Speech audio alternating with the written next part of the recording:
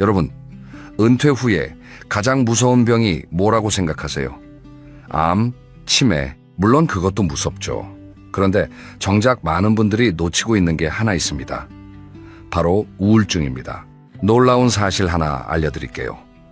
우리나라 60대 이상 중장년층 중에서 우울 증상을 경험하는 분이 무려 4명 중 1명이라는 조사 결과가 있습니다. 4명 중 1명이에요. 길에서 마주치는 어르신 4분 가운데 한 분은 마음속에 짐을 지고 계신 거예요. 그런데 더 안타까운 건 많은 분들이 이걸 그냥 나이 탓으로 돌린다는 겁니다. 기운이 없으면 나이 먹어서 그렇지 뭐, 입맛이 없으면 원래 나이 들면 그런 거야, 이렇게 넘기시거든요. 오늘 저는 이 이야기를 꼭 하고 싶었습니다. 왜냐하면 우울증은 막을 수 있거든요. 그것도 돈을 거의 들이지 않고요. 비싼 약을 사야 하는 것도 아니고 큰 병원에 다녀야 하는 것도 아닙니다. 매일의 작은 습관, 소소한 취미, 사람과의 따뜻한 연결, 이런 것들이 모이면 우울증이라는 거대한 파도를 막아주는 방파제가 됩니다. 이 영상이 끝날 때쯤이면 여러분은 내일 아침부터 당장 실천할 수 있는 루틴 하나를 갖게 되실 거예요. 끝까지 함께 해주시면 분명 도움이 될 겁니다. 자, 그럼 시작해 볼까요? 자, 그러면 먼저 이 질문부터 해볼게요. 왜 은퇴하고 나면 마음이 무너지는 걸까요? 여러분 혹시 이런 경험 있으신가요? 수십 년 동안 매일 아침 같은 시간에 일어나서 출근하고 회의하고 점심 먹고 퇴근하고, 이 반복이 힘들기도 했지만 어찌 보면 내 하루를 지탱해주는 뼈대 같은 거였단 말이에요. 그런데 은퇴를 하면 이 뼈대가 한순간에 사라집니다. 비유를 하나 들어볼게요. 오래된 나무를 생각해 보세요. 나무가 서 있으려면 뿌리가 필요하잖아요. 직장이라는 게 사실은 우리 일상의 뿌리 같은 존재였던 거예요. 매일 만나는 동료들, 해야 할 업무, 점심때 뭘 먹을지 고민하는 것까지, 이런 소소한 것들이 전부 뿌리였어요. 그 뿌리가 갑자기 뽑히면 나무가 어떻게 되겠어요? 흔들리겠죠. 쓰러질 수도 있고요. 은퇴 후에 찾아오는 감정이 딱 그겁니다. 처음 한두 달은 좋아요. 아, 이제 자유다. 늦잠도 자고, 밀린 드라마도 보고, 여행도 다니고. 그런데 석 달쯤 지나면 슬슬 이상한 기분이 찾아옵니다. 뭔가 허전하고, 나한테 연락하는 사람이 줄어들고, 아침에 눈을 떠도 오늘 뭘 해야 할지 모르겠는 거예요. 이걸 전문가들은 역할 상실이라고 부릅니다. 내가 누군가에게 필요한 사람이었는데 그 역할이 사라진 거예요. 여기서 중요한 게 우리 뇌 이야기입니다. 어렵게 말하면 복잡하니까 쉽게 풀어볼게요. 우리 뇌에는 기분을 좋게 만들어주는 물질들이 있어요. 대표적으로 세로토닌이라는 게 있는데 이걸 행복 호르몬이라고도 부릅니다. 그리고 도파민이라는 것도 있어요. 이건 뭔가를 해냈을 때 느끼는 성취감, 보람, 이런 감정을 만들어주는 물질입니다. 직장에 다닐 때는 이 물질들이 자연스럽게 분비됐어요. 아침에 출근해서 햇빛을 받으면 세로토닌이 나오고, 업무를 하나 끝내면 도파민이 나오고, 동료와 대화하면 또 옥시토신이라는 유대감 호르몬이 나오고, 이렇게 하루 종일 뇌가 좋은 물질들을 만들어내고 있었던 거예요. 그런데 은퇴하면 이 공급이 뚝 끊깁니다. 아침에 늦게 일어나니까 햇빛을 못 받고, 할 일이 없으니까 성취감을 느낄 기회가 없고, 만나는 사람이 줄어드니까 유대감도 약해지고, 결국 뇌가 말라가는 거예요. 비유하자면 매일 물을 주던 화분에 갑자기 물을 안 주는 것과 같습니다. 금방 시들지는 않아요. 하루 이틀은 괜찮죠. 그런데 일주일, 한 달, 석 달, 시간이 지나면 잎이 누렇게 변하고 결국 꽃이 지잖아요. 우리 마음도 똑같습니다. 그러면 우울증이 시작되면 어떤 신호가 나타나는지 이것도 한번 짚어볼게요. 많은 분들이 우울증이라고 하면 매일 울고 아무것도 못하는 상태를 떠올리세요. 물론 그 정도로 심한 경우도 있지만 초기에는 훨씬 미묘한 형태로 나타납니다. 첫째, 잠이 달라집니다. 예전에는 밤 10시면 스르륵 잠들었는데 요즘 자꾸 새벽 2, 3시까지 잠이 안 온다. 반대로 하루 12시간씩 자도 개운하지 않다. 이런 변화가 첫 번째 신호입니다. 둘째, 입맛이 없어집니다. 좋아하던 음식을 앞에 놔도 손이 안 가요. 아니면 반대로 이유 없이 자꾸 뭘 먹게 되기도 합니다. 특히 단 것이나 자극적인 음식을 찾게 되는 경우가 많아요. 셋째, 사람 만나기가 귀찮아집니다. 예전에는 친구가 전화하면 반갑게 받았는데 요즘은 전화벨이 울려도 안 받고 싶은 거예요. 나중에 해야지 하면서 결국 안 하게 되고, 이게 반복되면 점점 혼자가 됩니다. 넷째, 아무것도 하고 싶지 않습니다. 텔레비전을 봐도 재미없고, 산책을 나가도 발걸음이 무겁고, 뭘 해도 예전 같은 즐거움이 없어요. 이걸 묵회감증이라고 하는데 말 그대로 즐거움을 느끼지 못하는 상태입니다. 다섯째, 이유 없이 몸이 아픕니다. 두통이 자주 오거나 소화가 안 되거나 온몸이 무겁고 찌뿌둥하다. 병원에 가면 별 이상은 없다고 하는데 계속 불편한 거예요. 이게 사실 마음의 통증이 몸으로 나타나는 겁니다. 혹시 지금 이 5가지 중에 3가지 이상 해당되시는 분이 계신다면 가볍게 넘기지 마시고 한번 주의 깊게 살펴보시길 바랍니다. 이건 나이 탓이 아닙니다. 뇌가 보내는 도움 요청이에요. 하지만 너무 걱정하지 마세요. 지금부터 제가 말씀드리는 것들을 하나씩 실천하시면 이 신호들이 하나둘 줄어드는 걸 느끼실 수 있을 거예요. 자, 그러면 다음 이야기로 넘어가 볼까요? 가장 먼저 바꿔야 할 것, 바로 아침입니다. 이제 가장 중요한 이야기를 해볼게요. 아침입니다. 여러분, 하루 중에서 가장 중요한 시간이 언제라고 생각하세요? 저는 단연코 아침이라고 말씀드리고 싶어요. 그것도 눈을 떠서 첫 1시간. 이 1시간이 하루 전체의 기분을 결정합니다. 재미있는 연구 결과가 하나 있어요. 아침에 일어나서 30분 안에 햇빛을 쬐는 사람과 그렇지 않은 사람을 비교했더니 햇빛을 쬐는 사람들의 세로토닌 수치가 눈에 띄게 높았다는 겁니다. 세로토닌이 뭐라고 했죠? 네, 아까 말씀드린 행복 호르몬이에요. 그러니까 아침에 햇빛을 받는 것만으로도 우리 뇌에 행복의 재료를 넣어주는 셈이 되는 거예요. 근데 현실은 어떤가요?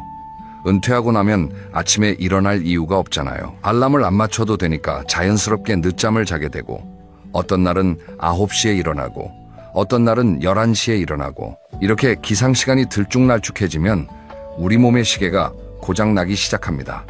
체내시계라고 들어보셨죠? 이게 무너지면 잠도 잘 못 자고 낮에는 멍하고 밤에는 또 말짱해지는 악순환이 시작돼요. 그래서 제가 첫 번째로 권해드리는 건 기상시간을 딱 하나로 고정하는 겁니다. 꼭 새벽에 일어나실 필요 없어요. 아침 6시든 7시든 자기한테 편한 시간 하나를 정해서 주말이든 평일이든 똑같이 일어나는 거예요. 이것만 해도 몸의 리듬이 돌아오기 시작합니다. 이제 눈을 떴어요. 그 다음에 뭘 하면 좋을까요? 바로 커튼을 여는 겁니다. 이게 별것 아닌 것 같지만 정말 중요해요. 눈을 뜨자마자 커튼을 활짝 열어서 빛을 들이세요. 날씨가 흐린 날이라도 괜찮아요. 실내 조명보다 흐린 날의 자연광이 훨씬 밝거든요. 우리 눈이 이 빛을 받으면 뇌에 신호가 갑니다. 아침이구나. 이제 활동할 시간이구나. 그러면 세로토닌이 만들어지기 시작하고 밤에 잠을 잘 자게 해주는 멜라토닌의 타이머도 맞춰지는 거예요. 커튼을 열었으면 그 다음은 물 한 잔이에요. 자는 동안 우리 몸은 8시간 동안 물을 한 모금도 안 마시잖아요. 그러니까 아침에 일어나면 몸이 사막 상태인 거예요. 이때 미지근한 물 한 잔을 천천히 마셔주세요. 찬물보다는 미지근한 물이 좋습니다. 위장에 부담이 적거든요. 이 물 한 잔이 혈액순환을 도와주고 머리도 맑아지게 해줍니다. 물 한 잔을 마셨으면 이제 몸을 깨울 차례예요. 여기서 절대 무리하지 마세요. 헬스장을 가시라는 게 아니에요. 그냥 거실이나 방에서 가볍게 기지개를 켜고 스트레칭을 하는 거예요. 양팔을 위로 쭉 뻗고 허리를 천천히 좌우로 돌리고 목을 부드럽게 풀어주고, 이렇게 5분만 해주세요. 5분이면 충분합니다. 밤새 굳어있던 근육이 풀리면서 몸이 가벼워지는 걸 느끼실 거예요. 스트레칭이 끝나면 바로 나가세요. 현관문을 열고 밖으로 나가는 겁니다. 멀리 갈 필요 없어요. 집 앞 골목이면 됩니다. 아파트 단지 아니면 됩니다. 15분에서 20분만 걸어보세요. 이 짧은 산책이 하루의 분위기를 완전히 바꿔놓습니다. 걸을 때 한 가지 팁을 드릴게요. 이어폰을 꽂지 마세요. 음악도 라디오도 잠깐 내려놓고 주변 소리를 들어보세요. 새소리가 들릴 수도 있고 바람이 나무잎 흔드는 소리가 들릴 수도 있고 멀리서 학교 종소리가 들릴 수도 있어요. 이렇게 주변 감각에 집중하면서 걷는 걸 마인드풀 워킹, 그러니까 의식적으로 걷기라고 하는데요. 이게 뇌를 아주 편안하게 만들어줍니다. 생각이 복잡할 때, 걱정이 많을 때 특히 효과가 좋아요. 실제로 이런 분이 계셨어요. 올해 66세이신 한 남성분인데요. 은퇴하고 1년쯤 지났을 때 우울감이 심해져서 하루 종일 소파에 누워 텔레비전만 보셨대요. 밥도 대충 드시고 아내분과 대화도 줄고 점점 무기력해지셨다고 해요. 그러다가 우연히 건강 프로그램에서 아침 산책 이야기를 듣고 반신반의하면서 매일 아침 7시에 일어나서 15분 동네를 걷기 시작하셨대요. 처음에는 발걸음이 너무 무거워서 5분도 힘들었다고 해요. 그런데 일주일, 2주일 지나니까 신기하게 아침이 기다려지기 시작한 거예요. 한 달 뒤에는 산책 중에 만난 이웃 어르신과 인사를 나누게 됐고 2달 뒤에는 같이 걷는 산책 친구가 생겼다고 합니다. 이분이 그러시더라고요. 내 하루가 달라진 건 아침을 바꿨기 때문이라고. 여러분, 대단한 걸 하신 게 아니에요. 커튼 열기, 물 한 잔, 스트레칭 5분, 산책 15분. 이게 전부예요. 돈이 드나요? 한 푼도 안 듭니다. 시간이 오래 걸리나요? 다 합쳐야 30분이에요. 그런데 이 30분이 하루의 색깔을 완전히 바꿔놓는 거예요. 여기서 하나 더 말씀드리고 싶은 게 있어요. 아침을 드시는 것도 중요합니다. 산책하고 돌아와서 간단하게라도 아침을 꼭 챙겨 드세요. 거창할 필요 없어요. 달걀 하나 삶아서 먹어도 좋고 바나나 한 개에 우유 한 잔이어도 좋고 따뜻한 죽 한 그릇이어도 좋습니다. 아침을 먹으면 혈당이 안정되면서 오전 내내 기분이 한결 나아집니다. 빈속으로 하루를 시작하면 몸도 마음도 축 처지기 쉽거든요. 정리해 볼게요. 아침 루틴은 이렇습니다. 정해진 시간에 일어나기, 커튼 열기, 물 한 잔, 5분 스트레칭, 15분 동네 산책, 간단한 아침 식사, 이 6가지를 순서대로 하는 겁니다. 이걸 3주만 반복해 보세요. 3주면 습관이 됩니다. 습관이 되면 의지력이 필요 없어요. 그냥 자연스럽게 몸이 움직여요. 자, 아침이 달라졌으면 이제 낮 시간을 채울 차례입니다. 은퇴 후에 가장 많이 하시는 고민이 뭔지 아세요? 낮에 뭘 하지? 이겁니다. 이 빈 시간을 어떻게 채우느냐가 사실 우울증 예방의 핵심이에요. 그래서 다음으로 소자본으로 즐길 수 있는 취미를 5가지 소개해 드리려고 합니다. 첫 번째, 취미, 글쓰기입니다. 글쓰기라고요? 나는 글재주가 없는데. 이렇게 생각하실 수 있어요. 그런데 제가 말하는 글쓰기는 소설을 쓰라는 게 아닙니다. 하루에 딱 3줄만 쓰는 거예요. 3줄이면 됩니다. 오늘 뭘 했는지, 어떤 기분이었는지, 감사한 것 하나, 이 3가지를 짧게 적는 거예요. 예를 들어 볼게요. 오늘 아침에 산책을 갔다. 길에서 노란 개나리가 피어 있었다. 봄이 오고 있구나 싶어서 기분이 좋았다. 이렇게요. 30초면 쓸 수 있잖아요. 이게 왜 좋으냐면 자기 감정을 글로 적는 것 자체가 감정을 정리하는 효과가 있어요.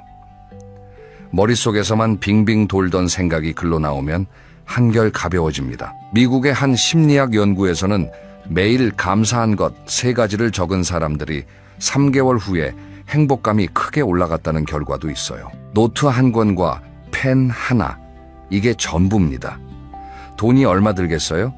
다이소에 가면 1,000원이면 노트를 살 수 있고 집에 굴러다니는 펜을 쓰면 되는 거잖아요. 아니면 스마트폰 메모장에 적으셔도 되고요. 중요한 건 매일 같은 시간에 적는 거예요. 저는 저녁 식사 후를 추천드려요. 3줄 쓰기를 한 달쯤 하시다 보면 신기한 일이 생깁니다. 3줄이 5줄이 되고 5줄이 한 페이지가 되기도 해요. 쓰다 보면 쓸 이야기가 자꾸 생기거든요.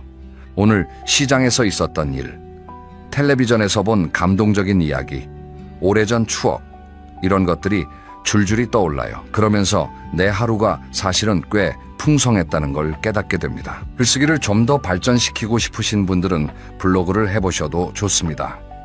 네이버 블로그나 다음 블로그 무료잖아요. 거기에 오늘의 산책 일기를 올린다거나 요리한 사진을 올린다거나 손주 자랑을 한다거나 이런 소소한 기록이 쌓이면 나중에 굉장히 소중한 자산이 됩니다. 나만의 자서전이 만들어지는 거예요. 두 번째 취미, 텃밭 가꾸기입니다.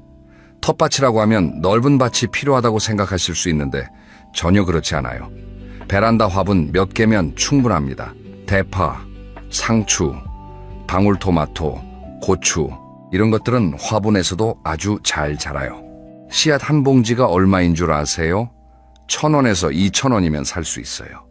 화분도 재활용 페트병을 잘라서 만들면 공짜고요. 크은 화원에서 한 봉지에 3,000원이면 넉넉합니다. 이 적은 비용으로 얼마나 큰 기쁨을 얻을 수 있는지 모릅니다. 텃밭 가꾸기가 우울증 예방에 왜 좋은지 아세요? 첫째, 매일 돌봐야 할 대상이 생깁니다. 아침에 일어나면 물을 줘야 하고 잎이 잘 자라고 있는지 확인해야 하고 벌레가 붙지는 않았는지 살펴야 해요. 이 작은 책임감이 하루의 목적을 만들어줍니다. 둘째, 성장을 눈으로 볼 수 있어요. 어제는 씨앗이었던 게 오늘은 싹이 나오고 다음 주에는 잎이 펴지고 한 달 뒤에는 열매가 열려요. 이 과정을 지켜보면서 느끼는 뿌듯함. 이게 아까 말씀드린 도파민입니다. 내가 뭔가를 키워냈다는 성취감이 뇌를 활기차게 만들어주는 거예요.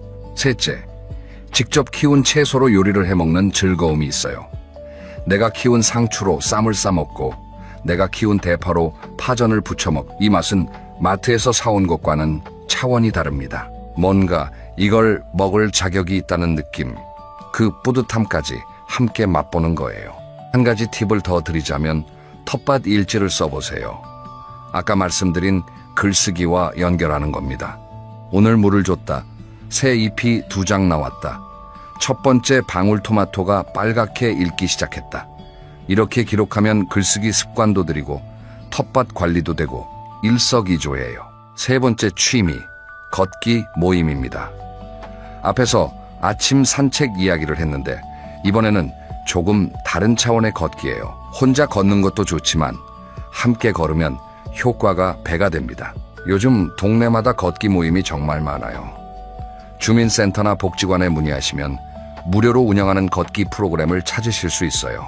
아니면 인터넷 카페에서 동네 이름과 걷기 모임을 검색해 보셔도 됩니다. 보통 일주일에 한두 번 근처 공원이나 하천 두구를 함께 걷는 방식이에요.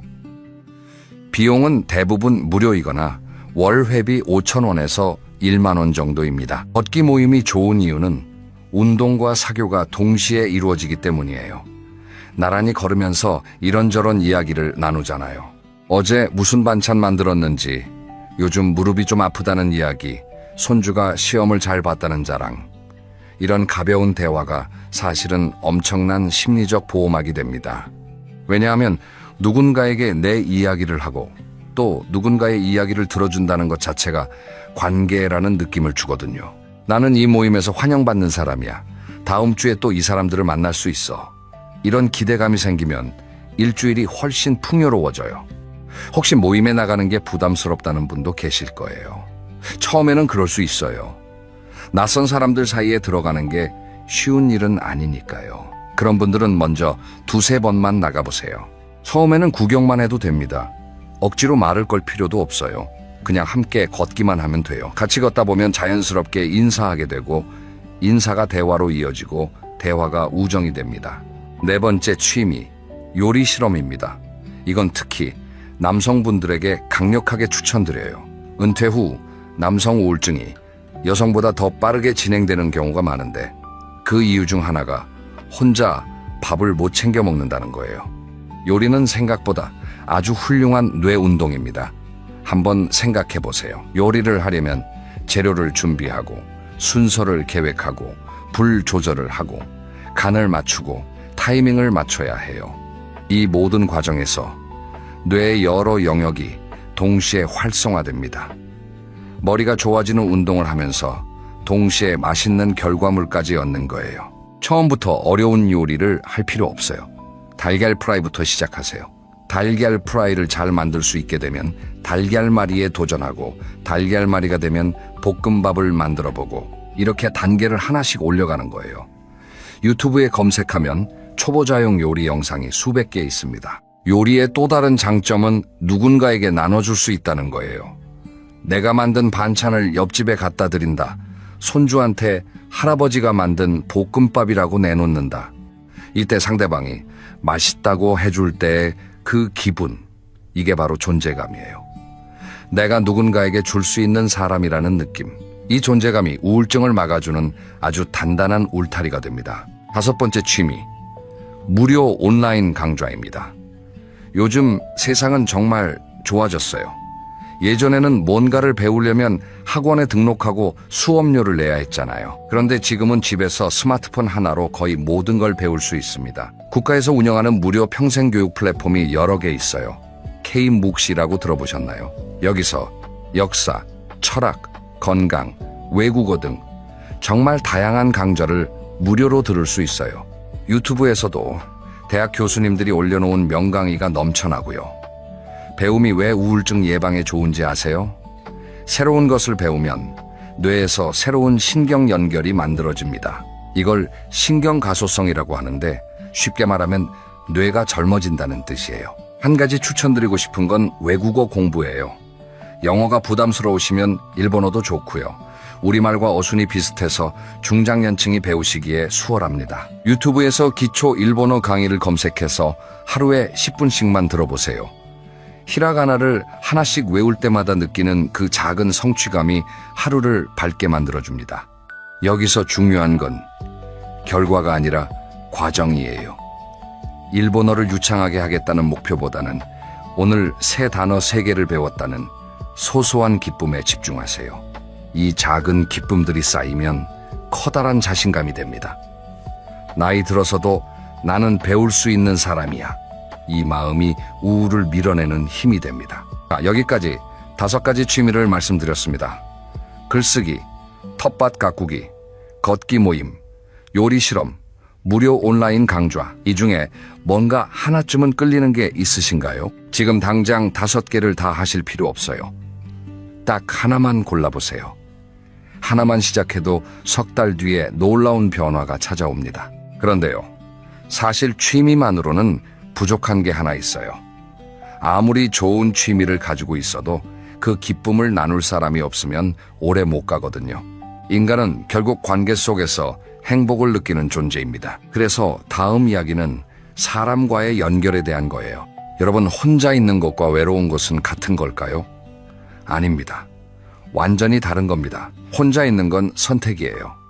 오늘은 조용히 나만의 시간을 보내고 싶다. 이건 건강한 혼자만의 시간이에요. 그런데 외로운 건 다릅니다. 누군가와 함께하고 싶은데 그럴 수 없는 상태, 연락할 사람이 떠오르지 않는 상태, 이게 외로움이에요. 그리고 이 외로움이 우울증의 가장 강력한 촉매제입니다. 연구에 따르면 만성적인 외로움이 건강에 미치는 악영향은 하루에 담배를 15갭이 피우는 것과 맞먹는다고 합니다. 놀랍지 않으세요? 외로움이 담배만큼 몸에 해롭다는 거예요. 그만큼 사람과의 연결은 건강의 필수 요소라는 뜻입니다. 은퇴 후에 관계가 줄어드는 건 자연스러운 일이에요. 직장 동료들과 멀어지고 자녀들은 바쁘고 친구들도 하나둘 건강 문제로 만나기 어려워지고, 이건 누구의 잘못도 아닙니다. 삶의 단계가 바뀌면 관계도 바뀌는 거예요. 하지만 바뀐다고 끊어지는 건 아니에요. 새롭게 연결하면 됩니다. 첫째, 하루에 전화 한 통이에요. 매일 한 사람에게 전화를 걸어보세요. 오래 통화할 필요 없어요. 3분이면 됩니다. 요즘 어떻게 지내? 건강은 좀 어때? 이 짧은 안부가 나와 상대방 모두에게 따뜻한 온기를 줍니다. 전화 한 통이 얼마나 큰 힘을 가지고 있는지 아세요? 전화를 받는 사람도 기분이 좋아지지만 전화를 거는 사람은 더 좋아집니다. 왜냐하면 내가 누군가를 걱정하고 있다는 사실 자체가 나에게 역할을 만들어주거든요. 나는 아직 누군가를 챙길 수 있는 사람이야. 이 느낌이 굉장히 중요합니다. 전화할 사람이 딱히 없다고요? 그러면 범위를 넓혀보세요. 형제 자매, 사촌, 옛 직장 동료, 학교 동창, 예전 이웃 한번 목록을 적어보시면 생각보다 많은 이름이 나올 거예요. 그리고 전화를 걸었을 때 상대방도 반가워한다는 걸 느끼실 겁니다. 다들 비슷한 외로움을 느끼고 있거든요. 먼저 손을 내미는 사람이 관계의 문을 여는 겁니다. 둘째, 동네 커뮤니티에 참여하는 겁니다. 아까 걷기 모임 이야기를 했는데 그것 말고도 동네에는 다양한 모임이 있어요. 주민센터에서 운영하는 문화 프로그램, 도서관 독서 모임, 교회나 절, 성당 같은 종교 활동, 봉사단체, 이런 곳에 발을 들여놓으면 새로운 사람들을 만날 기회가 자연스럽게 생깁니다. 특히 봉사활동을 추천드려요.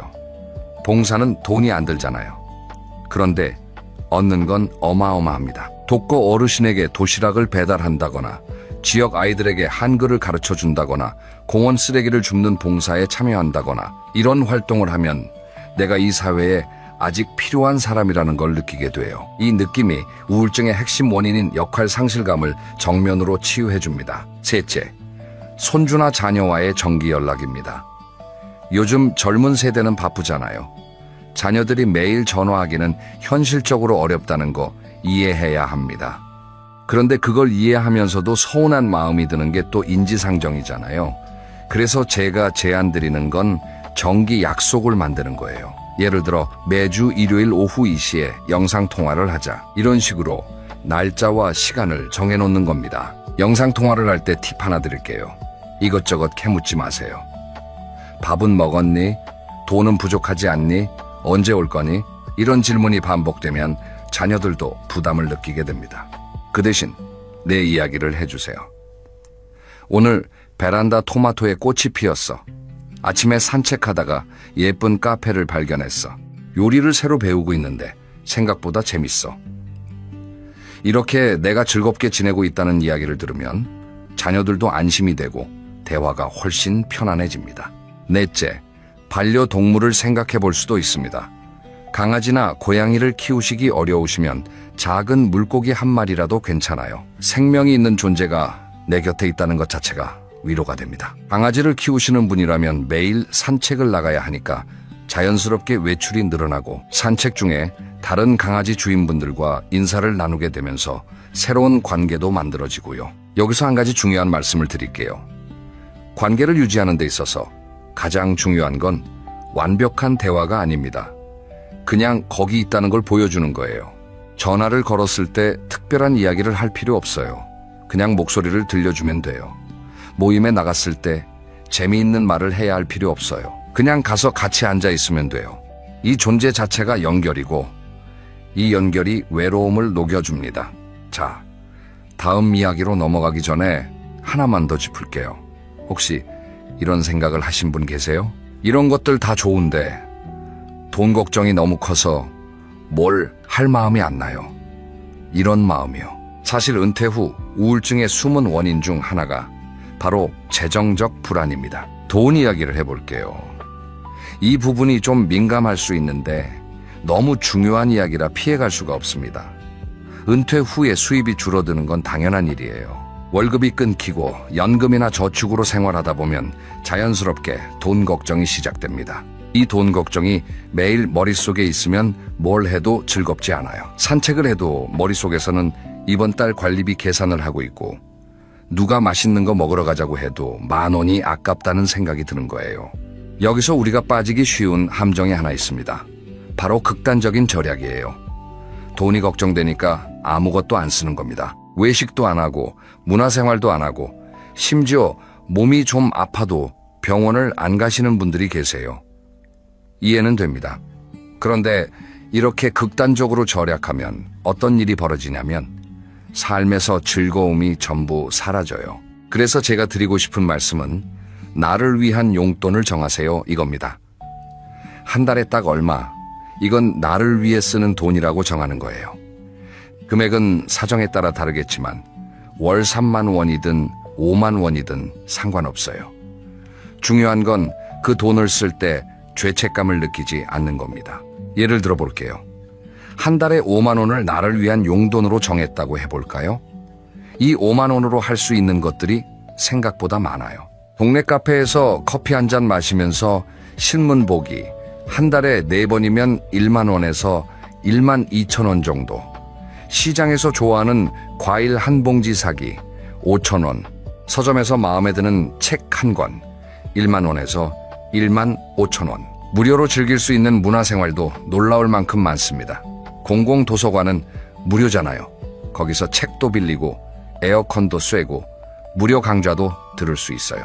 국립박물관이나 미술관도 상설 전시는 무료인 곳이 많습니다.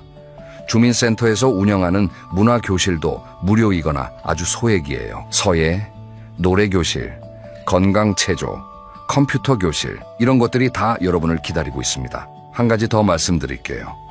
돈 걱정을 줄이는데 가장 효과적인 방법 중 하나는 내 재정 상태를 정확히 아는 겁니다. 막연하게 돈이 부족하다고 느끼는 것과 실제 수입과 지출을 숫자로 확인하는 건 전혀 다른 이야기예요. 간단한 가계부를 써보세요. 복잡할 필요 없어요. 노트에 이번 달 들어온 돈, 고정으로 나가는 돈, 그리고 여유 있는 돈. 이 3가지만 적어보세요. 이렇게 숫자를 눈으로 확인하면 막연한 불안이 줄어듭니다. 혹시 재정 상태가 정말 어려우신 분이라면 도움을 받을 수 있는 곳도 있습니다. 주민센터에 가시면 긴급 생활 지원이나 복지 제도에 대해 안내를 받으실 수 있어요. 우리나라에는 중장년층을 위한 복지 제도가 생각보다 많이 마련되어 있는데 모르고 지나치시는 분들이 너무 많더라고요. 창피한 일이 아닙니다. 국가가 마련해 놓은 제도를 활용하는 건 당연한 권리예요. 본 이야기의 핵심을 정리하면 이렇습니다. 무조건 아끼는 게 답이 아닙니다. 마음의 건강을 위한 적절한 소비는 투자예요. 나를 위한 작은 용돈을 정하고 무료 문화생활을 적극 활용하고 재정 상태를 눈으로 확인하자. 이 3가지만 기억하시면 돈 걱정이 마음을 갉아먹는 일은 많이 줄어들 거예요. 자, 이제 거의 다 왔습니다. 지금까지 아침 루틴, 소자본 취미 5가지, 사람과의 연결, 돈 걱정 다루는 법까지 이야기했어요. 그러면 이걸 어떻게 하루에 담아낼 수 있을까요? 마지막으로 오늘부터 바로 써먹을 수 있는 하루 설계도를 만들어 드릴게요. 자, 여러분의 하루를 한번 그려볼게요. 완벽한 하루가 아니라 따뜻한 하루를 만드는 설계도입니다. 아침이에요. 매일 정한 시간에 눈을 뜹니다. 7시라고 해볼게요. 눈을 뜨면 바로 커튼을 열어요. 햇빛이 방에 들어옵니다. 침대에서 일어나 부엌으로 가서 미지근한 물 한 잔을 마십니다. 거실에서 5분 동안 기지개 펴고 스트레칭을 합니다.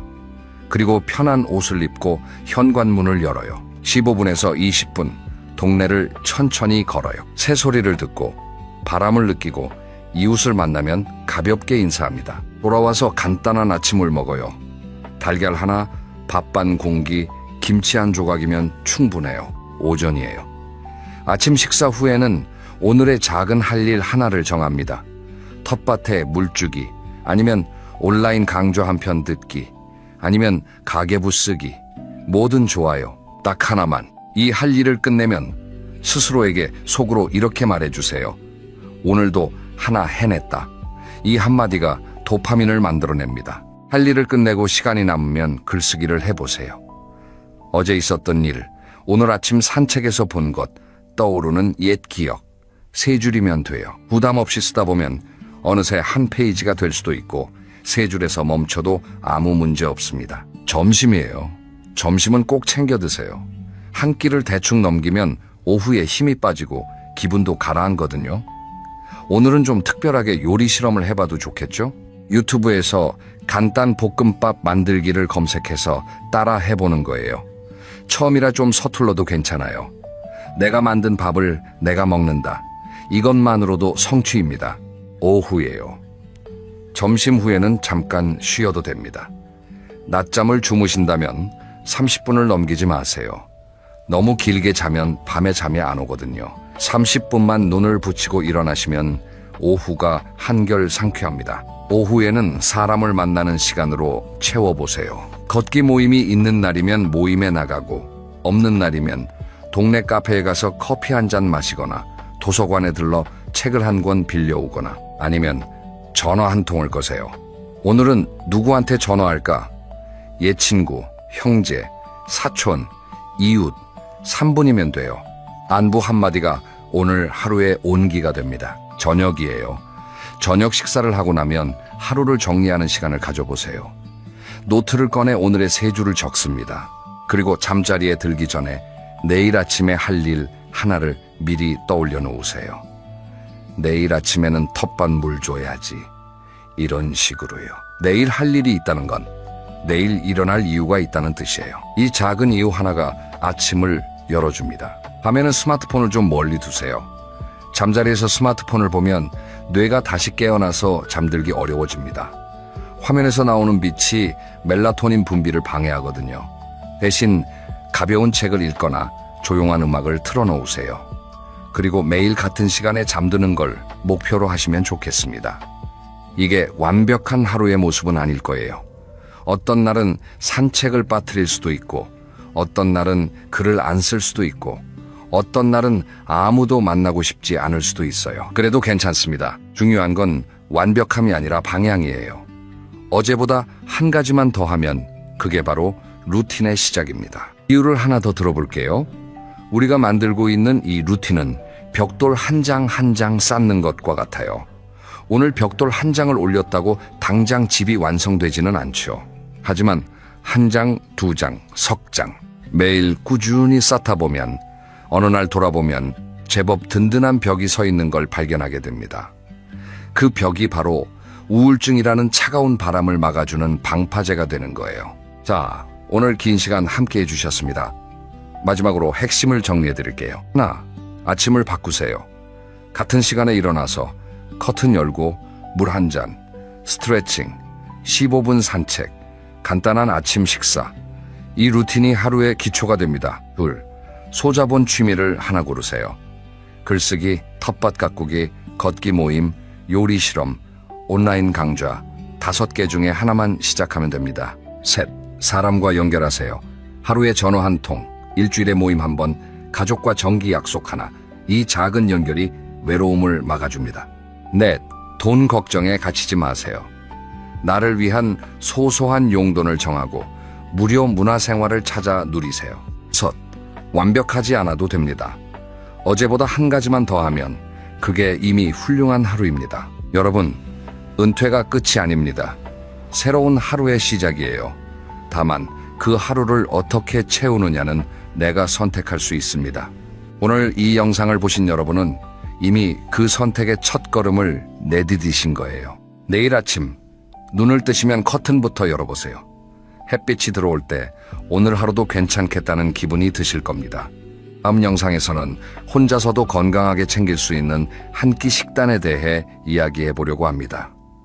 영양도 챙기고 지갑도 지키는 현실적인 식사법 기대해 주세요. 오늘도 영상 봐주셔서 감사합니다. 구독과 좋아요 한번 눌러주시면 더 좋은 이야기로 찾아뵐게요. 그럼 건강하고 따뜻한 하루 되세요. 감사합니다. 여러분, 한 가지 여쭤볼게요. 혹시 이런 말 들어보신 적 있으신가요? 내 인생을 다시 살 수 있다면 절대 이렇게 살지 않을 텐데. 이 말은 제가 지어낸 게 아닙니다. 요양원에서 생활하고 계신 어르신들이 실제로 가장 많이 하시는 말씀이에요. 저는 이 영상을 준비하면서 요양원에서 일하시는 분들의 이야기를 정말 많이 찾아봤습니다. 간호사분들, 요양보호사분들, 그리고 봉사활동을 다녀오신 분들의 경험담을 하나하나 들여다봤어요. 그랬더니 놀라운 공통점이 하나 있었습니다. 어르신들이 후회하시는 내용이 거의 비슷하다는 거예요. 나이도 다르고 살아온 환경도 다르고 직업도 전부 다른 분들인데 인생 끝자락에서 돌아보며 아쉬워하시는 것들은 신기할 만큼 겹칩니다. 오늘 저는 그 후회들을 10가지로 정리해서 여러분께 전해드리려고 합니다. 이건 단순한 이야기가 아니에요. 지금 이 순간 여러분의 남은 인생을 완전히 바꿀 수 있는 메시지입니다. 특히 마지막 10번째 후회는 들으시면 아마 가슴이 먹먹해지실 거예요. 많은 어르신들이 이 10번째를 말씀하실 때 눈물을 흘리셨다고 합니다. 끝까지 함께 해주시면 그 이유를 아시게 될 겁니다. 자, 그러면 첫 번째 후회부터 시작하겠습니다. 첫 번째, 건강을 당연하게 여긴 것입니다. 요양원에 계신 어르신들께 여쭤보면 거의 대부분 이렇게 말씀하세요. 젊었을 때는 몸이 아픈 게 뭔지 몰랐어. 그때 건강이 얼마나 큰 재산인지 알았더라면. 여러분 생각해 보세요. 30대, 40대 때 우리는 몸이 보내는 작은 신호들을 얼마나 무시하며 살았습니까? 무릎이 좀 쑤시면 피곤해서 그렇지 뭐 하고 넘기고, 허리가 결리면 하루 이틀이야 자고 나면 낫겠지 하면서 대수롭지 않게 넘겼잖아요. 병원에 가라고 하면 그 정도로 병원까지 가나 하면서 손을 내저었고요. 요양보호사분이 들려주신 이야기가 있어요. 80대 할아버지 한 분이 계셨는데 젊었을 때 건설 현장에서 일하셨대요. 체력에 자신이 있으셔서 아프다는 말을 한 번도 안 하셨다고 합니다. 주변에서 건강검진 받으라고 해도 나는 튼튼해, 걱정 마, 이 한마디로 끝이었대요. 그런데 60대 후반에 당뇨가 왔고 70대에 합병증이 시작됐습니다. 지금은 다리를 절단하셔서 휠체어에 앉아 계세요. 그 할아버지가 맨날 하시는 말씀이 있대요. 40대 때 딱 한 번만 병원에 갔어도 이렇게까지 안 됐을 텐데. 이 한마디 정말 무겁지 않습니까? 건강이라는 건 잃어보기 전에는 그 가치를 모릅니다. 우리가 매일 아침 두 발로 걸어서 화장실에 갈 수 있다는 것, 마트에 가서 장을 볼 수 있다는 것, 가족과 둘러앉아 밥을 먹을 수 있다는 것, 이 모든 게 건강이 있어서 가능한 일이에요. 그런데 우리는 이걸 마치 공기처럼 당연하게 여기며 살아갑니다. 어르신들이 공통적으로 말씀하시는 게 있어요. 거창하게 운동하라는 게 아니야. 매일 30분만 걸어라. 그것만 했어도 내 인생이 달라졌을 거야. 하루에 30분 걷기. 이것 정말 별거 아닌 것 같지만 이걸 꾸준히 하는 사람과 하지 않는 사람의 차이는 20년 뒤에 하늘과 땅만큼 벌어집니다. 연구 결과를 봐도 매일 30분 걷기만 해도 당뇨 위험이 30% 넘게 줄고 치매 발생률도 크게 낮아진다고 합니다. 그리고 하나 더, 음식입니다. 어르신들이 꼭 하시는 말씀이 짜게 먹지 마라, 달게 먹지 마라, 그리고 제때 먹어라. 이 세 가지예요. 젊었을 때야 야식도 먹고 라면에 밥 말아 먹어도 끄떡없잖아요. 그런데 그게 20년, 30년 쌓이면 고혈압 오고 당뇨 오고 혈관이 망가집니다. 한 어르신은 이렇게 말씀하셨대요. 고기도 좋고 맛있는 것도 좋아. 근데 채소하고 과일을 더 먹었어야 했어. 그게 그렇게 어려운 일이 아닌데 왜 그때는 안 했을까? 여러분, 이 말씀 가볍게 듣지 마세요. 지금 건강하신 분들, 지금이 바로 그때입니다. 오늘부터 물 한 잔 더 마시고 30분만 걸어보세요. 이게 20년 뒤 여러분의 인생을 지켜줄 가장 확실한 보험입니다. 이제 두 번째 후회로 넘어가겠습니다. 두 번째, 하고 싶은 일을 미룬 것입니다. 여러분, 혹시 언젠가라는 말 자주 쓰시나요? 언젠가 여행 가야지. 언젠가 그 책 읽어야지.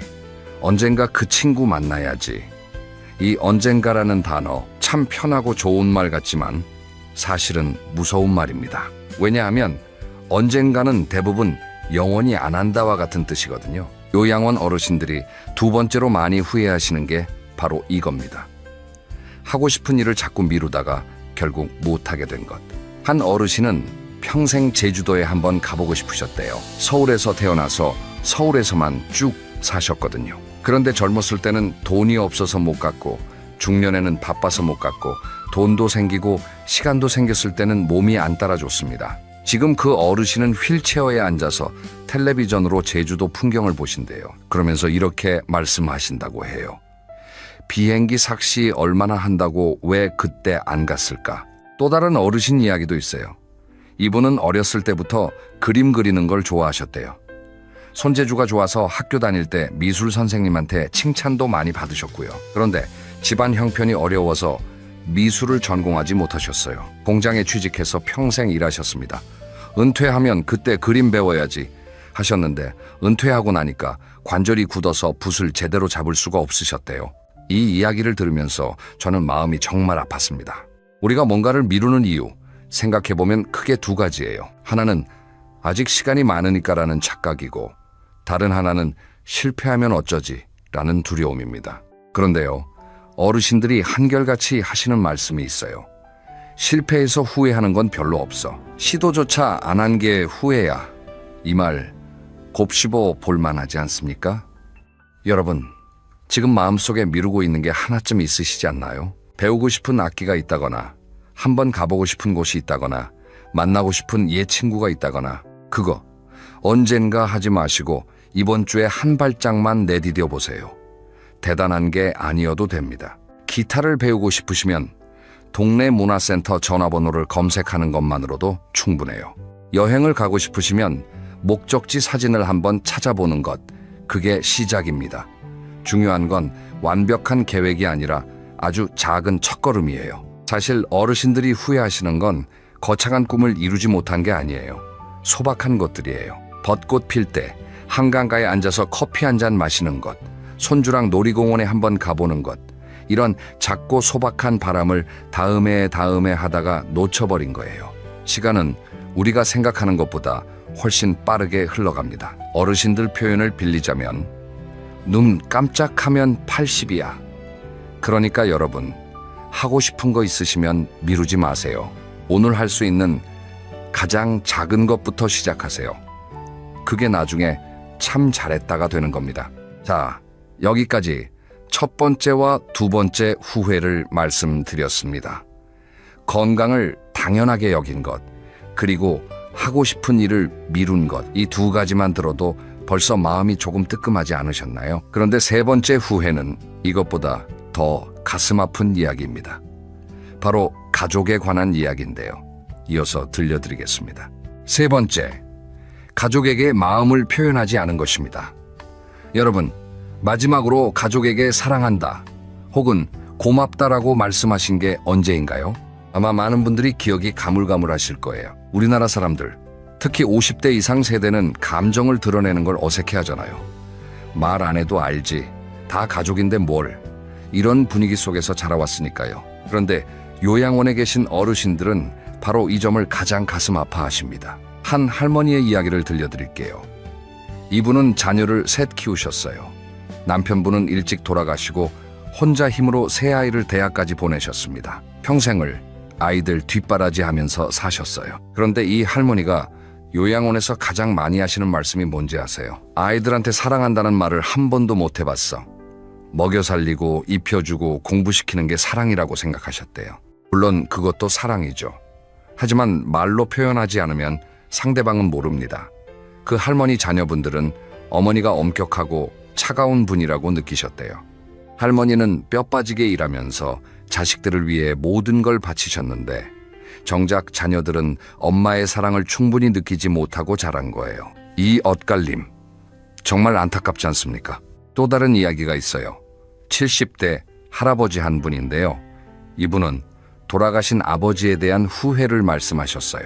아버지가 살아계실 때 아버지 감사합니다라는 말을 단 한 번도 하지 못하셨대요. 마음속으로는 항상 감사했는데 입 밖으로 그 말이 나오지 않았다고 합니다. 아버지가 돌아가시고 나서야 영정 앞에서 아버지 감사했습니다 하고 통곡하셨대요. 그런데 그때 드는 생각이 살아계실 때 왜 이 한마디를 못했을까 하는 후회였다고 합니다. 여러분, 우리가 사랑하는 사람에게 마음을 전하는 건 그렇게 어려운 일이 아닙니다. 거창한 편지를 쓰라는 게 아니에요. 오늘 밥 맛있다, 고마워. 요즘 고생이 많지, 수고했어. 당신이 있어서 참 다행이야. 이 정도면 됩니다. 이 짧은 한마디가 수십 년 함께한 가족의 마음을 녹입니다. 특히 배우자에 대한 후회가 정말 많으세요. 요양원에 계신 할아버지들 중 상당수가 아내한테 잘해줄 걸 하고 후회하신대요. 젊었을 때는 바깥일이 바쁘다는 핑계로 집안일은 전부 아내 몫이었고 고맙다는 말 한마디 없이 당연하게 여겼다는 거예요. 한 할아버지는 아내가 아플 때 병원에 한번 데려갔어야 했는데 그것도 안 했어 하면서 눈물을 흘리셨다고 합니다. 할머니들도 마찬가지예요. 남편한테 따뜻하게 한마디 더 해줄 걸, 맨날 잔소리만 했지 고맙다는 말을 못했어. 이렇게 말씀하시는 분들이 정말 많습니다. 가족이라서 매일 보니까 오히려 더 소홀해지는 거예요. 가장 가까운 사람에게 가장 못하는 게 감사 표현인 겁니다. 자녀 이야기도 빠질 수 없죠. 어르신들이 공통적으로 하시는 말씀이 있어요. 아이들한테 화를 너무 많이 냈어. 그때 한 번만 더 안아줄 걸. 성적이 떨어지면 야단치고 말 안 들으면 화내고, 그게 다 아이를 위해서라고 생각했는데 나중에 돌아보니 아이들 마음에 상처만 남았다는 거예요. 어떤 할머니는 우리 막내가 나한테 엄마는 나를 사랑하는 거 맞아? 하고 물었을 때 그때 당연하지 하고 꼭 안아줬어야 했어. 근데 바빠서 대충 넘겼어 하고 후회하셨습니다. 여러분, 가족은 영원할 것 같지만 영원하지 않습니다. 부모님은 늙어가시고 자녀는 커서 떠나고 배우자도 언젠가는 곁을 떠납니다. 그때 후회하지 않으려면 지금 이 순간 한마디를 건네세요. 오늘 저녁에 가족 얼굴 보시면 이 한마디만 해보세요. 당신이 있어서 참 좋아. 어색하시면 웃으면서 하시면 됩니다. 그 한마디가 여러분의 가장 소중한 유산이 될 겁니다. 네 번째, 후회로 넘어가겠습니다. 네 번째, 남의 시선에 휘둘린 것입니다. 여러분, 남들이 뭐라고 할까? 이 한마디 때문에 포기한 게 얼마나 많으신가요? 하고 싶은 옷이 있었는데 이 나이에 이런 옷 입으면 우습지 하면서 안 입었던 적 있으시죠? 가고 싶은 곳이 있었는데 혼자 거기 가면 이상하게 보지 않을까 하면서 안 갔던 적 있으시죠? 사고 싶은 게 있었는데 사치라고 하면 어쩌지 하면서 참았던 적도 있으실 거예요. 요양원 어르신들이 네 번째로 후회하시는 게 바로 이겁니다. 남의 눈치를 너무 많이 봤다는 것. 한 어르신은 이렇게 말씀하셨대요. 평생 남들 눈치 보면서 살았는데 돌아보니 나를 그렇게 신경 써서 쳐다본 사람은 아무도 없더라. 이 말 정말 뜨끔하지 않습니까? 우리가 그렇게 의식하는 남들은 사실 우리에게 별로 관심이 없어요. 각자 자기 인생 살기 바쁘거든요. 그런데 우리는 그 존재하지도 않는 시선 때문에 하고 싶은 걸 포기하고 되고 싶은 걸 포기하고 사고 싶은 걸 포기합니다. 비교도 마찬가지예요. 옆집은 차를 바꿨는데 우리는 아직 2차야. 친구 아들은 대기업 갔는데 우리 아들은 아직 취준생이야. 이런 비교 한 번 시작하면 끝이 없습니다. 비교는 끝이 없는 사다리 같아요. 올라가도 위에 누군가가 있거든요. 결국 비교하면 할수록 내 삶은 초라해지고 감사함은 사라집니다. 한 할머니가 이런 이야기를 해주셨어요. 젊었을 때 노래를 정말 좋아하셨대요. 목소리도 좋아서 주변에서 칭찬을 많이 받으셨고 노래 대회 같은데 나가보고 싶으셨다고 해요. 그런데 시어머니가 며느리가 남 앞에서 노래를 부르고 다니면 집안 망신이라고 하셔서 포기하셨대요. 그리고 평생 부엌에서만 사셨습니다. 지금 그 할머니가 요양원에서 가끔 노래를 부르시는데 주변 분들이 다 감탄할 만큼 목소리가 좋으시대요. 할머니는 노래를 부르실 때마다 이렇게 말씀하신다고 합니다. 이 목소리를 왜 그때 숨기고 살았을까? 여러분, 우리 세대는 유독 체면을 중요하게 여기며 자랐습니다. 남들 보기에 어떤가가 인생의 기준이었어요. 그런데 인생 마지막에서 돌아보면 남들의 시선은 아무 의미가 없었다는 걸 깨닫게 됩니다. 의미 있는 건 오직 하나, 나는 나답게 살았는가 이것뿐이에요. 그러니까 여러분, 지금부터라도 자기 기준으로 사세요. 입고 싶은 옷 입으시고 가고 싶은 데 가시고 하고 싶은 말 하세요. 남들이 뭐라 하든 그건 그 사람들의 문제이지 여러분의 문제가 아닙니다. 여러분의 인생은 여러분 것이에요. 남에게 빌려준 인생이 아니란 말입니다. 다섯 번째 후회입니다. 다섯 번째, 돈만 좇으며 산 것입니다. 이 이야기를 시작하기 전에 한 가지 분명히 해둘게요. 돈이 중요하지 않다는 말이 아닙니다. 돈은 당연히 중요해요. 돈이 없으면 먹을 것도 입을 것도 잘 곳도 해결이 안 되니까요. 문제는 돈만 좇으며 산 것입니다. 돈을 벌기 위해 나머지 모든 것을 희생한 것, 그게 후회라는 거예요. 한 어르신의 이야기를 들려드릴게요. 이분은 사업을 하셨어요. 젊었을 때부터 돈을 잘 버셨고 사업도 크게 키우셨습니다. 집도 좋은 데 사시고 차도 좋은 걸 타셨어요. 주변에서 보면 정말 성공한 인생이었습니다. 그런데 그 대가가 있었어요. 아이들이 자라는 걸 못 보셨대요. 아침에 나가면 밤늦게 들어오니까 아이들은 항상 잠들어 있었고 주말에도 일을 하셨으니 가족과 함께한 시간이 거의 없었습니다. 아이들 학교 행사에 한 번도 가보지 못하셨어요. 아내와도 점점 멀어져서 결국 이혼하셨습니다. 지금 그 어르신 요양원에 면회 오는 사람이 거의 없대요. 아이들도 가끔 얼굴 비치지만 오래 있지는 않는다고 합니다. 이분이 하시는 말씀이 돈은 다 어디 갔는지 모르겠고 가족만 잃었다예요. 반대 사례도 있어요. 다른 어르신은 평생 작은 구멍가게를 운영하셨대요. 돈을 많이 번 건 아니지만 저녁이면 항상 가족과 함께 밥을 드셨고 일요일에는 아이들 데리고 공원에 나가셨어요. 이분은 요양원에서 이렇게 말씀하세요. 돈은 많이 못 벌었지만 후회는 별로 없어. 가족이랑 보낸 시간이 내 재산이야. 두 분의 이야기를 비교해보면 진짜 부자가 누구인지 답이 나오지 않습니까? 여러분, 돈은 도구입니다. 행복을 사기 위한 도구이지 돈 자체가 행복은 아니에요. 연구 결과에 따르면 일정 수준 이상의 소득이 되면 돈이 더 늘어도 행복감은 크게 증가하지 않는다고 합니다. 오히려 행복에 가장 큰 영향을 미치는 건 인간관계의 질이래요. 쉽게 말하면 통장 잔고보다 전화할 수 있는 친구 한 명이 더 중요하다는 겁니다. 물론 돈을 무시하라는 게 아니에요. 노후 준비도 해야 하고 생활비도 있어야 합니다. 하지만 돈을 버는 과정에서 가족을, 건강을, 소중한 관계를 잃어버리고 있다면 한 번쯤 멈춰서 생각해 보셔야 합니다. 내가 지금 이 돈을 벌기 위해 무엇을 포기하고 있는가? 이 질문에 대한 답이 가족 혹은 건강이라면 그건 너무 비싼 대가를 치르고 있는 거예요. 어르신들이 하시는 말씀 중에 이런 게 있어요. 돈은 관 속에 못 가져가 사람만 남는 거야. 이 말 참 단순하지만 진리입니다. 여러분, 돈을 벌 때 그 돈으로 사랑하는 사람과 좋은 시간을 보내세요. 맛있는 밥 한 끼 같이 먹고 여행 한번 같이 가고 그게 돈의 가장 올바른 쓰임새입니다. 6번째 후회로 넘어가겠습니다. 지금까지 5가지를 들으시면서 혹시 마음에 찔리는 게 있으셨나요? 그렇다면 좋은 겁니다. 찔린다는 건 아직 바꿀 수 있다는 뜻이니까요. 요양원 어르신들은 이미 바꿀 수 없는 상태에서 이 말씀을 하시는 거예요. 여러분은 다릅니다. 여러분에게는 아직 시간이 있습니다. 6번째, 인간관계를 소홀히 한 것입니다.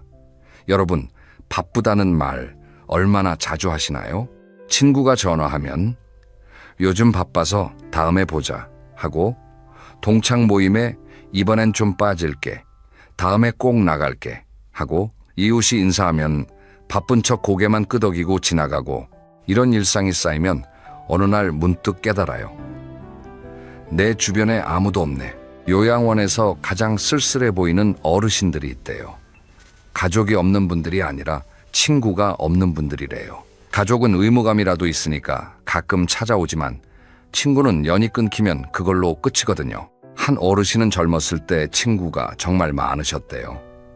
사교적이시고 유머도 있으셔서 어디 가나 인기가 좋으셨다고 해요.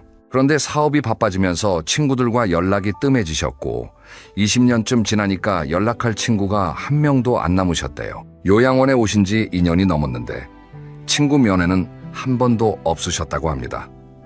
이분이 하시는 말씀이 그때 전화 한 통이 그렇게 어려운 일이었나 하는 거예요. 관계라는 건 정원과 같습니다. 물을 주지 않으면 말라 죽어요. 아무리 오래된 우정이라도 연락 한 번 안 하고 20년이 지나면 다시 만나도 어색할 수밖에 없어요. 반대로 한 달에 전화 한 통, 2달에 만남 한 번이면 관계는 유지됩니다. 대단한 노력이 필요한 게 아니에요. 정말 작은 정성이면 됩니다. 특히 은퇴 이후의 외로움은 정말 심각합니다. 직장에 다닐 때는 동료들이 있으니까 매일 사람을 만나잖아요. 그런데 은퇴하면 그 관계가 한꺼번에 사라져요. 직장 동료는 회사를 떠나면 급속히 멀어지거든요. 그때 남는 건 오래된 친구밖에 없는데 그 친구마저 없으면 정말 외로워집니다. 외로움이 건강에 미치는 영향은 하루에 담배 15개비를 피우는 것과 맞먹는다는 연구 결과도 있어요. 외로움은 단순히 기분의 문제가 아니라 실제로 수명을 단축시키는 위험 요인이라는 거예요.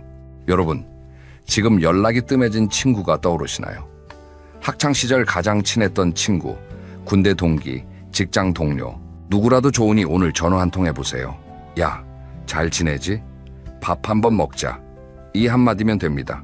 어색할 수 있어요. 하지만 이 어색함은 5분이면 풀립니다. 그리고 그 전화 한 통이 여러분의 노후를 지켜줄 가장 따뜻한 울타리가 될 겁니다. 새로운 관계를 만드는 것도 중요해요. 동네 경로당에 나가보시거나 복지관 프로그램에 참여해보시거나 산책 모임에 나가보시거나 같은 취미를 가진 사람들과 어울리면 자연스럽게 친구가 생깁니다. 나이가 들수록 친구 사귀기가 어렵다고 느끼시겠지만 사실은 어르신들끼리의 우정이 더 깊고 진합니다. 인생의 쓴맛 단맛을 다 경험하신 분들이라 서로에 대한 이해가 빠르거든요. 7번째 후회입니다. 7번째, 용서하지 못한 것입니다. 여러분, 지금 마음속에 미워하고 계신 분이 있으신가요? 나에게 상처 준 친구, 배신한 동료, 못되게 굴었던 친척, 혹은 이미 돌아가신 부모님이나 형제 자매, 마음 한구석에 그 사람은 절대 못 용서해 하면서 응어리를 품고 계신 분 계시죠? 요양원 어르신들의 7번째 후회가 바로 이겁니다. 끝까지 용서하지 못한 채 세월을 보낸 것. 한 할머니는 30년 넘게 시누이랑 안 보고 사셨대요. 젊었을 때 재산 문제로 크게 다투셨고 그 뒤로 완전히 연을 끊으셨습니다. 그런데 80이 넘으시니까 문득문득 시누이 생각이 나신대요. 어렸을 때 같이 뛰어놀던 기억, 결혼할 때 울면서 축하해주던 기억, 그런 좋은 기억들이 자꾸 떠오르는데 지금은 시누이가 어디 사시는지도 모르고 살아계신지도 모른대요. 할머니가 이렇게 말씀하셨어요. 그까지 돈 때문에 동생을 잃어버렸어. 돈은 다 써서 없어졌는데 동생만 찾을 수 없게 됐어. 또 다른 할아버지 이야기도 있어요. 이분은 아버지를 평생 원망하셨대요. 어렸을 때 아버지가 가족을 버리고 떠나셨거든요. 그 분노를 수십 년 동안 안고 사셨어요. 그 사람은 아버지도 아니야 하면서 철저하게 외면하셨습니다. 그런데 70이 넘어서 자기도 요양원에 들어가시니까 생각이 달라지셨대요. 우리 아버지도 힘들었겠구나. 그때 그분도 감당이 안 됐겠구나. 그제야 이해가 되셨다는 거예요. 용서하고 싶으셨지만 아버지는 이미 오래전에 돌아가셨습니다. 화해할 기회가 영영 사라진 거예요. 여러분, 용서라는 게 상대를 위한 거라고 생각하시는 분들이 많아요. 내가 왜 그 나쁜 놈을 용서해야 되는데 하고 반발하시는 마음 충분히 이해합니다. 그런데요, 용서는 상대를 위한 게 아니에요. 나를 위한 겁니다. 미움과 분노를 품고 있으면 그 감정에 매일 에너지를 빼앗기는 건 바로 나 자신입니다. 용서는 그 일이 괜찮았다고 인정하는 게 아닙니다. 나는 더 이상 그 일에 묶여 살지 않겠다는 선언이에요. 무거운 바위를 등에 지고 30년을 걸어왔는데 이제 그 바위를 내려놓겠다는 겁니다. 내려놓는 순간 여러분은 비로소 자유로워집니다. 물론 쉽지 않아요. 저도 그거 압니다. 깊은 상처일수록 용서하기 어렵습니다. 하지만 한 가지 분명한 건 요양원에 계신 어르신들 중 용서하지 못한 분들은 한결같이 괴로워하시고 용서하신 분들은 평안해 하신다는 거예요. 마음의 짐을 내려놓으신 분들의 표정은 확실히 다르다고 요양보호사분들이 말씀하십니다. 여러분, 꼭 직접 만나서 용서합니다 하실 필요는 없어요. 혼자서 조용히 마음으로 이제 놓아주겠다 하시는 것만으로도 충분합니다. 오래된 미움 하나 올해 안에 내려놓아 보시는 건 어떨까요? 8번째 후회입니다. 8번째, 배움을 멈춘 것입니다. 여러분, 혹시 이 나이에 무슨 공부야 하고 생각하신 적이 있으세요? 많은 분들이 그러세요. 50만 넘어도 이제 뭘 새로 배워 머리도 안 돌아가는데 하면서 손사래를 치시거든요. 그런데 요양원 어르신들은 바로 이 생각을 크게 후회하십니다. 한 어르신은 이렇게 말씀하셨대요. 60에 컴퓨터를 배웠으면 세상이 달랐을 텐데 70에 영어를 시작했으면 손주랑 같이 외국 여행을 갔을 텐데 배움을 멈추시면서 세상과 점점 단절되셨다는 거예요. 스마트폰이 나와도 나는 그런 거 못해 하시면서 안 쓰셨고 새로운 기술이 나와도 젊은 사람들이나 하는 거지 하면서 외면하셨어요. 그러다 보니 어느 순간 세상이 낯설어지기 시작하신 겁니다. 은행 업무도 혼자 못하게 되고 택시 잡는 것도 앱으로 해야 하니까 불편하고 뉴스에서 하는 말도 무슨 뜻인지 모르게 점점 세상에서 소외되는 느낌을 받으셨다는 겁니다. 반대로 재밌는 사례도 있어요. 한 할머니는 76에 한글을 배우셨대요. 어렸을 때 집안 형편 때문에 학교를 못 가셔서 글을 모르셨거든요. 평생 남편이나 자식에게 대신 읽어달라고 부탁하면서 사셨어요. 그러다가 76에 복지관에서 한글 교실을 다니시기 시작했는데 10이 되셔서는 직접 시를 쓰셨대요. 그 할머니가 쓰신 시를 모은 시집이 나왔는데 많은 사람들이 감동을 받았다고 해요. 할머니는 이렇게 말씀하셨대요. 글을 배우니까 세상이 보여. 이제야 사는 맛을 알겠어. 76에 한글을 배워서 80에 시집을 내신 분이 계시는데 우리가 이 나이에 무슨 공부라고 할 자격이 있을까요? 나이는 정말 숫자일 뿐이에요. 배움에는 나이 제한이 없습니다. 그리고 배움은 두뇌 건강에도 직접적인 영향을 줍니다.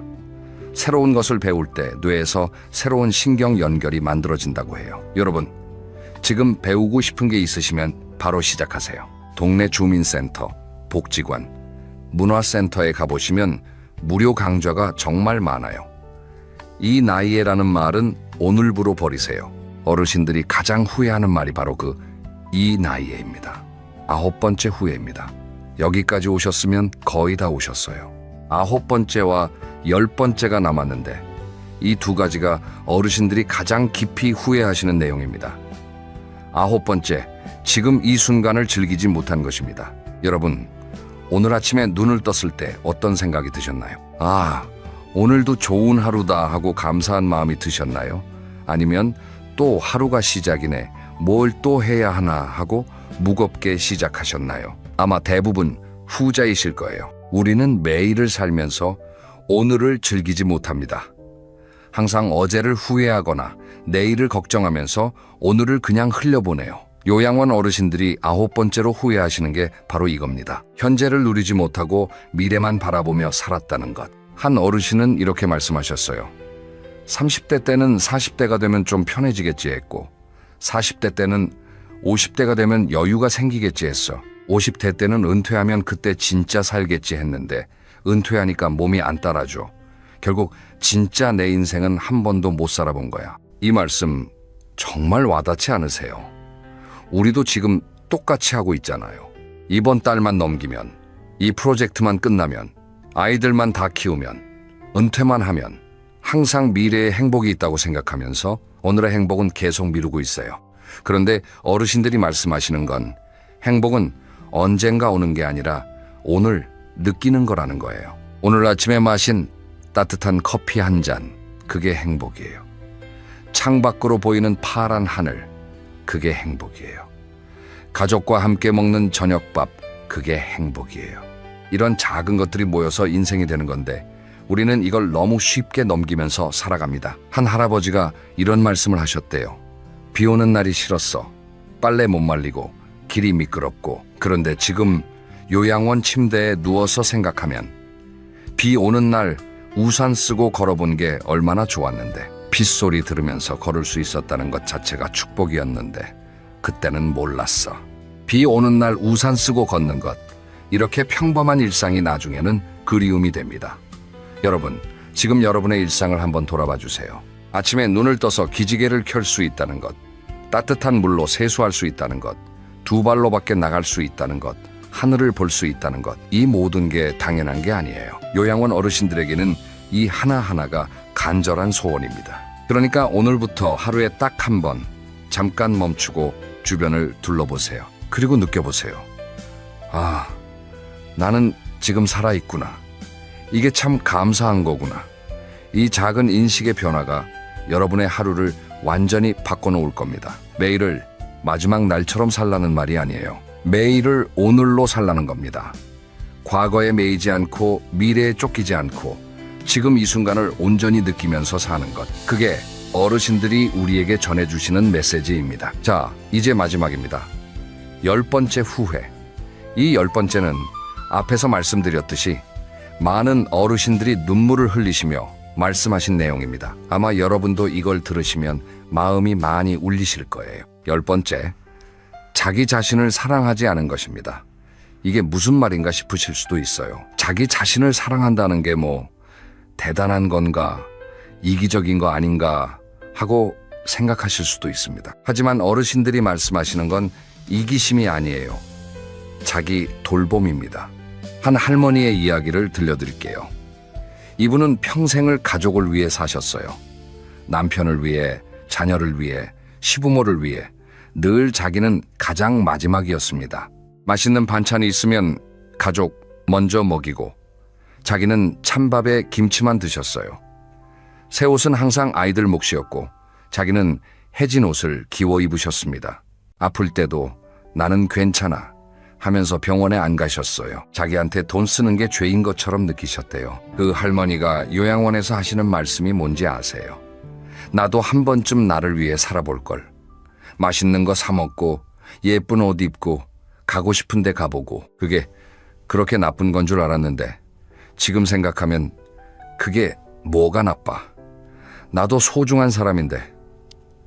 이 말씀을 하시면서 할머니가 많이 우셨다고 합니다. 또 다른 할아버지도 비슷한 이야기를 하셨어요. 이분은 회사에서 인정받기 위해 자기를 몰아붙이며 사셨대요. 주말에도 쉬지 않고 아파도 참고 스트레스를 받아도 참고 자기 감정이나 건강보다 항상 일이 우선이었습니다. 나는 괜찮아.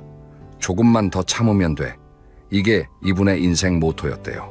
그런데 지금 돌아보면 괜찮지 않았다는 거예요. 몸도 마음도 이미 망가져 있었는데 그걸 인정하지 않고 계속 달려온 대가를 지금 치르고 계시다는 겁니다. 여러분, 자기 자신을 사랑한다는 게 뭘까요? 거창한 게 아닙니다. 피곤하면 쉬는 거예요. 아프면 병원에 가는 거예요. 맛있는 게 먹고 싶으면 사 먹는 거예요. 기분이 안 좋으면 나 오늘 좀 힘들다 하고 인정하는 거예요. 자기한테 잘하고 있어, 수고했어 하고 말해주는 거예요.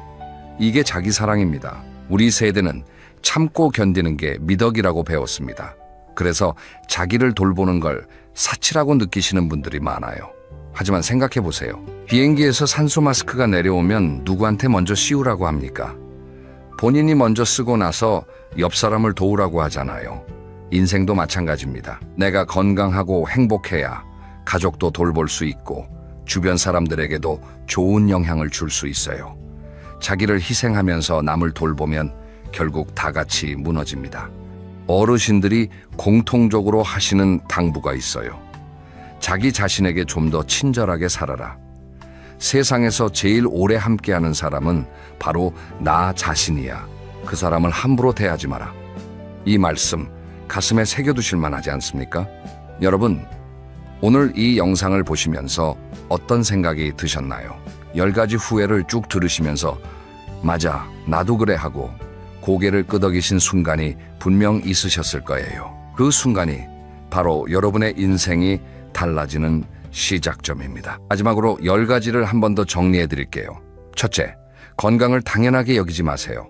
오늘부터 30분만 걸으세요. 둘째, 하고 싶은 일을 미루지 마세요. 작은 것부터 시작하세요. 셋째, 가족에게 마음을 표현하세요.